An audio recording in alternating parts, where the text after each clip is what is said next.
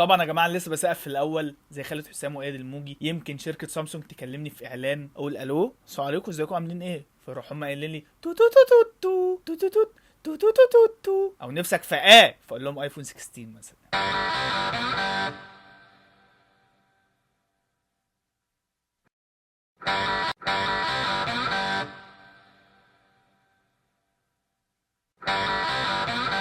بحب قوي وانا راجع من الشغل في الطريق اسمع اغاني محدش يعرف عنها. يعني انا كان في البوم روسي سحلني قوي، فرقه اسمها مول خدومه او مول تشادومه. كنت بحس نفسي قوي يعني اللي انا بوتين، او يعني كنت بحس بحب قوي اسمع انا الاغاني الروسي. بحب انا قوي اسمع الاغاني اللي هو محدش يسمع عنها حاجه كده عشان خالف تعرف، يعني دايما بحب كده. المهم يعني كنت بسمع اغنيه لحظه تفاهم بتاعت مصطفى قمر. كتبت على سبوتيفاي لحظة تفاهم فطلع لي أول حاجة لحظة تفاهم بتاعت واحدة اسمها زينب. واحدة اسمها زينب مغنية لحظة تفاهم، فقلت ايه ده، مين زينب دي؟ اتاري مصطفى قمر كان عامل كفر لاغنية زينب بتاعت لحظة تفاهم. يعني اغنية لحظة تفاهم بتاعت مصطفى قمر ما طلعتش بتاعت مصطفى قمر. المهم يعني اللي انا شغلت الاغنيه والاغنيه حلوه فشخ. يعني شاوت اوت لزينب، شاوت اوت لزينب مامان. زينب عامله البوم كامل فيها الاغنيه دي اللي هي اسمها لحظه تفاهم، البوم اسمه بحبك، وهي بتختار اسامي الاغاني. تقريبا كانت بتعمل محضر في الاسم عشان حرام ينتش منها الشنطه وجري. دي اسامي الاغاني: يا حولي، وجه واحد، وجه اتنين، ماما او ماما، ساعدني، ابعد. مصطفى قمر غنى الاغنيه دي في فيلم حريم كريم. انا فيلم حريم كريم ده معتبره فيلم وسخ قوي بصراحه. يعني تخيل فيلم اسمه حريم كريم.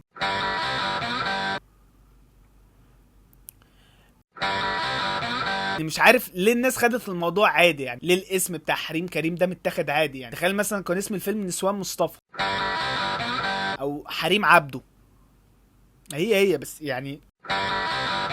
انتوا اكيد عارفين الاغنيه بتاعت لحظه تفاهم بتاعت مصطفى ان هي قبل اي كلمه تقول. وبعدين في فيلم حريم كريم ياسمين عبد العزيز ومصطفى قمر كانوا بيفركشوا، كانوا بيسيبوا بعض عشان ياسمين عبد العزيز قفشت مصطفى قمر وهو بيعضعض تقريبا في ودن داليا البحيري، فهو ما يقولهاش اسف، ما يقولهاش سوري، مش هعضعض في ودن داليا البحيري تاني، هروح اعضعض في ودن علا غانم. لا هو بيقف وبيغني. بجد حاجه اوكورد فشخ. شد حيلك يا محمد، ابوك كان تعبان وارتاح قبل اي كلمه. احنا في موقف دلوقتي وانت بدل ما تقول لي اسف، بدل ما تعترف بغلطك، لا تروح مغني له اغنيه. حاجه اوكورد فشخ. اغنيه لحظه تفاهم حلوه بس ما تغنيهاش دلوقتي، غنيها في تتر البدايه، غنيها والكريدتس بتاعت الفيلم بتنزل. ده الامبريشن بتاعي لمصطفى قمر. بس موضوع ان هو حد يعمل حاجه وبعد كده حد تاني ياخد كل الكريدتس، الموضوع ده سخيف. يعني حاجه عامله زي مثلا توماس اديسون ونيكولاس تسلا. نيكولاس تسلا اكتشف الكهرباء وبعد كده راح يوري توماس اديسون. نيكولاس تسلا راح قال له بص انا اكتشفت الكهرباء، قال له اكتشفت ايه؟ احنا اكتشفنا الكهرباء. يعني تخيل مثلا شبيه ويجز راح يعمل تور في باريس، في ناس بتقول عليا ان انا شبه سالم الدوسري مع اني شايف نفسي احلى بكتير. ردوا خوفوني. الدرجات الوسخه دي قبل اي كلمه. جاب نسوان في البيت قبل اي كلمه، قبل اي كلمه. ريحه السجاير دي قبل اي كلمه. انت بجد بتغني مصطفى قمر؟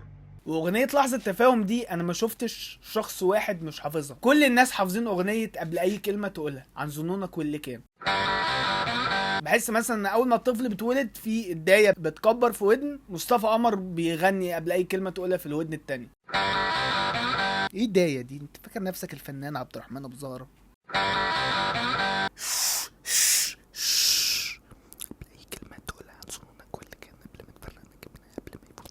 بس كده. اتمنى الفيديو يكون عجبكم. لو عندكم اي اسئله او اي موضوع شيق ممكن اتكلم فيه يا ريت تكتبوا لي في الكومنتات. انا توفيق الحديدي وده كان فيديو بيضحك.